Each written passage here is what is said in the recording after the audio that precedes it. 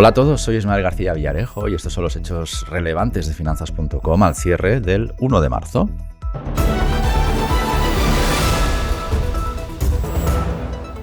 Inversores, muy bienvenidos. Patricia y yo os estábamos esperando. Patricia, bienvenida al Centro de Noticias de Finanzas.com. ¿Cómo estás? Pues muy bien, muchísimas gracias por invitarme. Patricia de Arriaga es subdirectora general en España de Pictet AM y además una de las 50 líderes financieras seleccionadas por la revista Inversión. Bienvenida, por tanto, a tu casa. Teníamos ya muchas ganas de poder tener contigo una conversación abierta y espontánea. Pues sí, la verdad, yo creo que no había estado aquí antes. No, a los estudios al menos pues no. Pues mira, nunca es tarde, ¿no?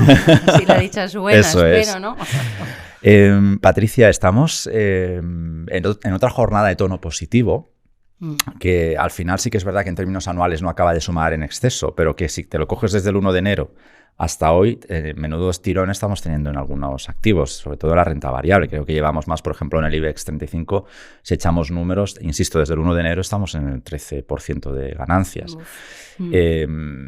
¿Tú crees que esta euforia forma parte de un espejismo? Porque lo que los datos nos dicen es que los problemas siguen ahí. Hemos tenido datos de inflación esta semana también horribles en España. En general, en España está mal, pero es que en el resto de la zona del euro, concretamente los países más expuestos a Rusia, pues está peor todavía.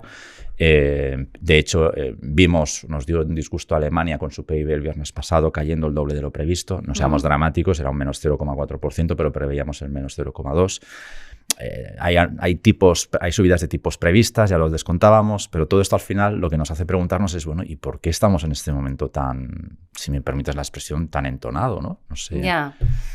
Hombre, yo creo que hay dos motivos. Yo creo que cuando se sufren los mercados, ¿no? Y yo personalmente creo que el año pasado fue un año de mucho sufrimiento. Lo fue, sin duda. De muchísimo sufrimiento, digamos, comparado con la historia de los mercados financieros de los últimos, no sé cómo decirte, 20, 30 años, ¿no? Ha habido crisis, ha habido caídas, pero el año pasado fue de libro. O sea, yo en mi vida no había visto nada igual. La deuda, sobre todo la renta fija, cayendo 2 dígitos, casi a los mismos niveles que la renta variable. Eso es inaudito, ¿vale? Y todo eso es por la acumulación de una serie de factores de las cuales los mercados financieros se han beneficiado, pero también nos ha llevado a un punto de no salida y de no retorno, ¿no? Que fue no solo la década, ¿no? de estímulos monetarios, de estímulos fiscales. Eso ha sido sin precedente también. O sea, venimos de unos años que es que no tienen precedentes a nivel. Entonces, todo lo que puede pasar a partir de ahora, pues nos va a sorprender a todos. Aquellos salvajes años, sí, ¿no? Podríamos titularlos dentro de unos años. Y por lo tanto, yo creo que el entorno económico y la reacción de los mercados puede ser bastante poco predecible. Las predicciones financieras siempre fallan. Fallan, no siempre, pero casi siempre fallan en algún momento. Y yo creo que en este caso, y después de todo lo que llevamos detrás, pues yo creo que efectivamente, yo personalmente creo que este repunte pues es simplemente un decir, bueno, ya parece que vamos a sufrir menos, ¿no? ¿Por qué? Pues porque después de todo lo que ha pasado estos últimos años, la pandemia, la rotura de suministros, la desglobalización, la pandemia, China, en fin, la guerra de Ucrania, o sea, el petróleo volviendo a niveles que hacía tiempo que no veíamos. Pues de repente, cuando hemos visto la luz, ¿no? En esa cueva en la que estábamos metidos todos el año pasado, y hemos visto de repente que se ha abierto una luz que era decir, bueno, señores, la inflación parece que ha alcanzado su pico en Estados Unidos, cuando parece que los bancos centrales no van a tener que ser tan restrictivos, pues efectivamente a esa luz hemos dicho, venga, vamos a curarnos un poco la herida del año pasado.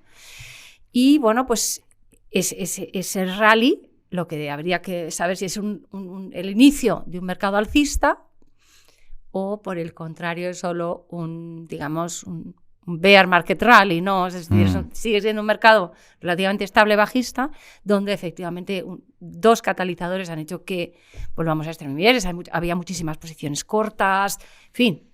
Es un efecto tan rápido que es muy predecible. Si responde o no, nosotros, hombre, yo creo que el mercado, según nuestras previsiones, ha alcanzado ya todo lo que tenía que tener el año, ¿no? Hombre. O sea, os apuntáis al grupo de inversores que ya chapan el año, cierran el año. Ya estamos. Es triste chaparlo, es triste 1 de marzo ya estamos de vacaciones. Chaparlo, pero es verdad que no vemos que efectivamente todo se haya mejorado de esa forma, ¿no? Seguimos teniendo una curva americana invertida. Seguimos teniendo una inflación persistente. Quiero decirte, no quiere decir que no baje. Yo creo que la mejor noticia de todo, y yo creo en base a eso, en base a la dureza del año pasado, a las valoraciones que teníamos. Estábamos teniendo valoraciones que no habíamos visto en mucho tiempo. Y yo creo que entre toda esa recuperación viene un poco a decir, bueno, la inflación parece que ha tocado máximos. Y yo creo que la combinación de crecimiento e inflación pues debería tender a mejorar este año. Y eso es muy importante de cara a los activos de riesgo. Nosotros el año pasado teníamos crecimiento, desaceleración económica, inflación astronómica. Y eso sí que no era bueno para los activos. Y luego bancos centrales ganando credibilidad y subiendo los tipos, pero como si no hubiera un mañana. Eso tampoco lo hemos visto nunca, ¿no? En 2 o 3 meses, wow. Uh-huh. Entonces yo creo que nos tenemos que acostumbrar a que yo creo que en el mercado también tiene muchas ganas de volver a lo que llevamos viviendo 10 años, ¿no? O sea, venga, los bancos centrales lo compran todo, tipos de interés a la baja, tipos de interés reales negativos. Señores, eso se terminó. Eso se ha terminado al menos para los próximos 12, 18 meses en principio, ¿no? Y por lo tanto yo creo que, bueno, pues hay que acomodar un poco a la expectativa de crecimiento o inflación que tenemos. ¿Que es mejor? Sí. ¿Pero tan buena? Pues no la vemos así. Comentabas, quiero ir por parte de esta respuesta inicial tuya. Hay 2 repreguntas. Hablabas de valoraciones de empresas, sin embargo, están un poquito, cansadas, agotadas. Los resultados que hemos visto así en general, ahora que ya tenemos la temporada de resultados prácticamente firmada, tampoco han sido unos resultados tan espectaculares como para que las valoraciones vayan hacia arriba de golpe, ¿no?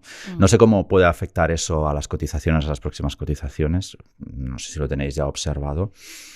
Y, hombre, me comentas por la inflación y crecimiento, pero el crecimiento así en términos globales parece que todavía, y me baso en los últimos datos del FMI, este año será bastante mediocre, aunque es verdad que no caeremos en recesión en el grueso de las zonas, pero sí habrá un crecimiento bastante escasito, ¿no? Sí, bastante escasito.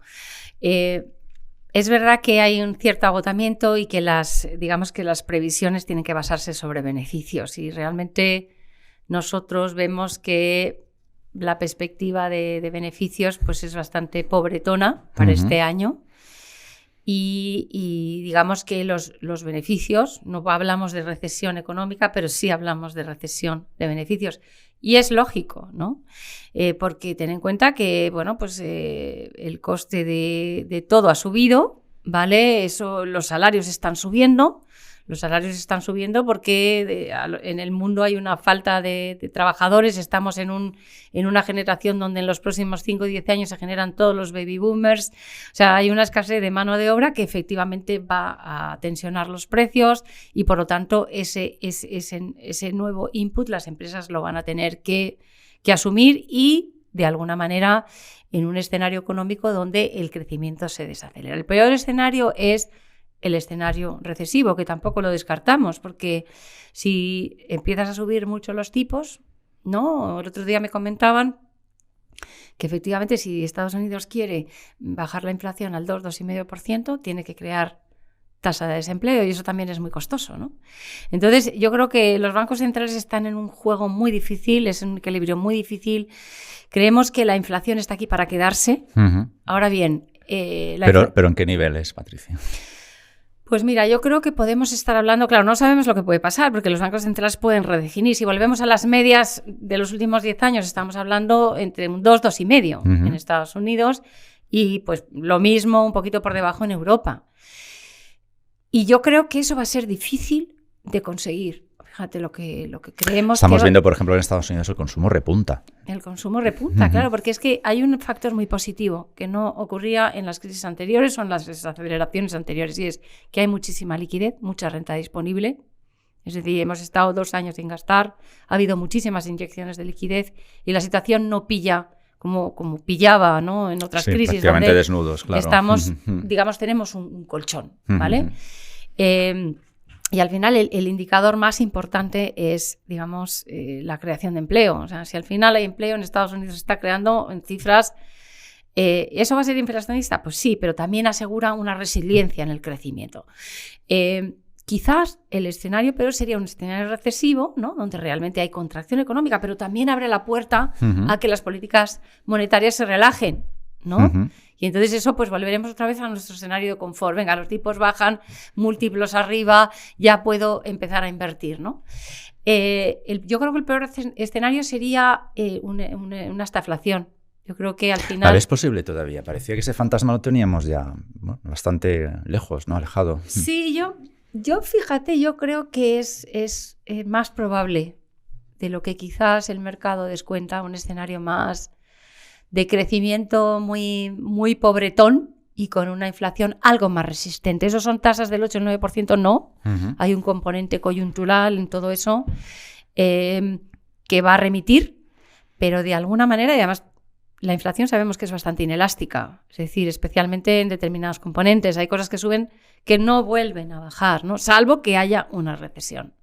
Entonces ahí el escenario sería o bien una estaflación, que es un escenario no muy bueno tampoco, o que efectivamente los bancos centrales quieran llegar a un escenario de recesión. ¿Cómo? Pues, digamos, combatiendo la inflación con tipos más altos hasta que llegue un punto en el que afecte a otros sectores de economía real. Vemos ya sectores de manufactura, de producción industrial afectados, que quedarían las ventas retail, quedaría el real estate, que ya en Estados Unidos está descendiendo. En fin, que puede que el escenario final sea un escenario recesivo, pero que efectivamente, y ahí, pues efectivamente sea otra vez el punto de entrada para, con una perspectiva de 2 o 3 años, pues veamos que efectivamente podamos volver a tener, digamos, un escenario más alcista, especialmente en activos de riesgo. Escuchándote, le estoy dando más importancia al dato del viernes del paro en Estados Unidos. A ver qué tal, por todo lo que nos acabas de argumentar. Y, Patricia, en este contexto, ¿cómo os estáis organizando en Pictet? ¿Qué tenéis previsto para este año? Hasta donde puedas leernos, claro. Bueno, yo creo que, mira, el que recomienda... El que recomienda ahora mismo dónde meterse, yo creo que va a ser prudente. ¿Por qué? Pues porque la psicología del inversor está muy tocada, está muy sensible y efectivamente después de un año de pérdidas en activos como renta fija, como activos de, no sé, mixtos, de 2 dígitos, pues efectivamente el cliente es conservador. Y yo creo que para eso este año hay buenas noticias. ¿Por qué? Pues porque tú tienes ahora mismo, digamos, desde productos monetarios a corto plazo, no es glamuroso, pero es una opción. Eficiente, sí. Es una opción. No es glamuroso, pero es una opción. Es decir, tienes productos monetarios que te están remunerando ya. Bueno, pues había también, ¿no? Ahora las letras del tesoro a 12 meses. Parece que es que, vamos, hay un... Ya 9, que van al 3 casi. Es como el tiempo del oro, ¿no? Así. Bueno, pues efectivamente... ¿A vosotros os gustan las letras? ¿En qué escala de prioridades las tenéis? La A, la B, no. Hasta la Z. Hasta la Z, me gustan todas. No, bueno, vamos a ver. Estamos hablando de un activo a corto plazo que empieza a tener una remuneración interesante, respaldada por el Estado. No hemos visto quebrar a ningún Estado. La gente está buscando seguridad y remuneración. Bueno, es lo que buscan y es lo que, bueno, pues está pasando. ¿Que nos gustan las letras? Pues ¿por qué no? Es decir, yo creo que al final, si es un activo que está disponible y que está remunerado para ese cliente conservador, pues ¿por qué no? Es decir, lo único que pasa es que veremos a ver, ahí tienes también un riesgo de reinversión, ¿no? De aquí a 12 meses veremos a ver si los tipos están más altos, están más bajos, ya veremos. Yo creo que es el momento de invertir en letras, ¿por qué no? De invertir en liquidez remunerada, invertir en deuda gubernamental con tipos de interés reales positivos, donde antes no los teníamos. Yo creo que es tiempo de invertir en crédito de alta calidad, y con unos, digamos, con unas devengos muy, muy interesantes, ¿no? Y luego también, yo creo que también hay una oportunidad, independientemente que en este momento no, porque es verdad que con este subidón, pues las valoraciones están muy cansadas, pero yo creo que en tendencias de medio y largo plazo que han quedado al descubierto como, digamos, tendencias que van a continuar y van a disrumpir en los próximos años. Ten en cuenta todo el tema de la digitalización. Es verdad que la tecnología per se no podemos hablar de que está barata, ¿no? Pero es que nunca lo ha estado, ¿vale? Nunca lo ha estado. Estamos hablando de tendencias de visibilidad donde precisamente esa generación de beneficios es mucho más visible y donde probablemente esa recesión de beneficios no se produzca. Y por lo tanto, empresas de calidad, empresas de crecimiento donde realmente tenga capacidad de fijación de precios. Y eso ocurre en tendencias económicas que de alguna manera van a estar aquí independientemente del ciclo económico. Estábamos hablando de, por ejemplo, ¿no? Todo el tema de impacto medioambiental. Hay detrás un tema regulatorio. La regulación espanta, como espantó a las plataformas digitales hace 2 años en China, ¿no? Y las hizo caer un 50, un 60, un 70%. Pero la regulación es un factor interesantísimo para empujar determinadas ideas y determinados universos de inversión, ¿no? En el caso de todo lo que es la inversión de impacto, hay una regulación, hay financiación y hay apoyo. Bueno, efectivamente son cíclicos también, y efectivamente en algún momento se produce una burbuja, pero ahora estamos encontrando valoraciones más adecuadas, ¿no? Estamos hablando de todo el tema de toda la disrupción tecnológica que nos viene ahora, el 5G, el Internet de las cosas, la seguridad de toda esa innovación, ¿no? Yo creo que ahí hay más visibilidad.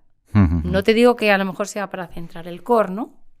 Pero sí, de alguna manera, para empezar a mirar esas ideas y encontrar puntos de valoración. Estamos hablando de ideas que han vuelto en menos de 12 meses a valoraciones y a múltiplos de los últimos 20 años. Entonces, en media, no por debajo, en algunos casos por debajo. Entonces, punto de entrada con horizontes de inversión de 3, 4 años, hay que también jugar con eso, ¿no? No hay que ser tan cortoplacista y buscar tanta seguridad, porque aquí el que no se arriesga un poquito, pues tampoco gana. Tienes, ¿no?, la inflación ahí para recordarte que quizá hay que comprar un poquito de riesgo, ¿no? Exactamente, sí, cubrir ese impuesto que supone la inflación para todos, ¿eh? Sí. No nos damos cuenta que la inflación es un impuesto y bueno, pues hay que cargar con él y intentar, si tenemos la capacidad de tener un ahorro, intentar cubrir en aquellas áreas donde realmente podamos tener una cobertura mejor, ¿no? Porque si inviertes en letras, no sé, al 2-3%, tienes una inflación del 4%. Te queda la mitad por cubrir. Exactamente. Entonces, Patricia, ¿qué me dices de sectores que están agotados, como por ejemplo el sector biofarma o salud, que tuvieron su momento de gloria, evidentemente, durante la pandemia, pero parece que tienen que reubicarse? Hemos visto avances importantes en los últimos días, como un tercer paciente que ha conseguido eliminar el VIH por completo del organismo, presuntas o avances hacia una presunta vacuna contra el cáncer a través de la tecnología de ARNM. ¿Cómo veis estos sectores que han salido, ya que me comentabas tecnología, que han salido agotados de la pandemia y que parece que les cuesta? Dan alguna señal, pero no es demasiado evidente. Sí. ¿Qué opináis sobre ellos? Yo creo que, efectivamente, ten en cuenta que estamos hablando de que fueron muy bien durante la pandemia, la biotecnología fue muy bien durante los 6 meses siguientes a la pandemia. La pandemia estalla en marzo del 2020, tiene unos 6 meses buenos y a partir de ahí la biotecnología ha entrado en caída libre. En barrena, absolutamente. Por muchos motivos. Yo creo principalmente valoraciones, ¿vale? Es verdad que no se puede pagar por cualquier cosa ese dineral, ¿no? Ya. En segundo lugar, la regulación ha sido muy adversa. Hablábamos de la regulación es importante. Y ha sido muy adversa en Estados Unidos, con toda la política del Medicare, la financiación farmacéutica.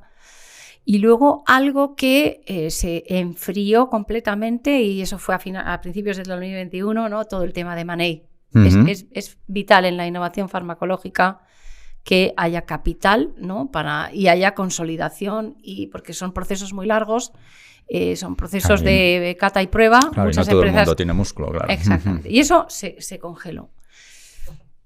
Yo personalmente he empezado a ser algo más positiva con la biotecnología el año pasado. Fíjate, a pesar de que, siempre acierta uno, ¿no? Pero yo creo que es fundamental, ¿no? La innovación farmacéutica, ¿no? Y sobre todo también la innovación en términos de prevención, ¿sabes?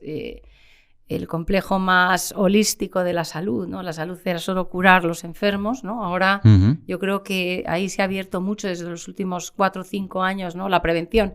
La pandemia lo reforzó. O sea, si tú te cuidas y te alimentas bien y te mantienes, haces deporte y no engordas y encima duermes bien y practicas, ¿sabes? Pues está claro que este tipo de enfermedades pues te afectan menos.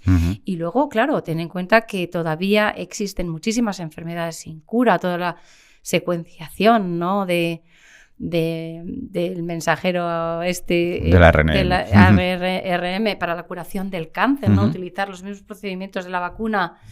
Y luego en enfermedades degenerativas, enfermedades genéticas, o sea, eso hay una cantidad de dinero y las empresas biotecnológicas ahora mismo están con pilas ingentes de cash.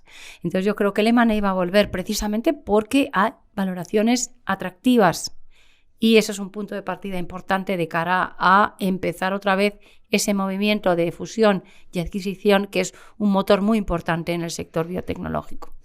Pues Patricia, se nos acabó el tiempo. Ya, sí, ha sido rápido, ¿verdad? Después de tanto tiempo sin venir. Pues bueno, ahora seguimos tú y yo fuera de micro. Tengo que venir otro día. Eso es. Queda apuntado y te lo pasamos a debe. Muchísimas gracias. A ti, Patricia, por hacer podcasting con nosotros. Hasta luego. Inversores, este ha sido un podcast de finanzas.com con la producción de José Jiménez y la realización de Covadonga, la Cruz Camblor. El próximo episodio de Hechos Relevantes lo firma Alejandro Ramírez y debuta a las 7 de la mañana. Nos reencontramos al cierre. Gracias, como siempre, por el privilegio de vuestro tiempo. Hasta la próxima.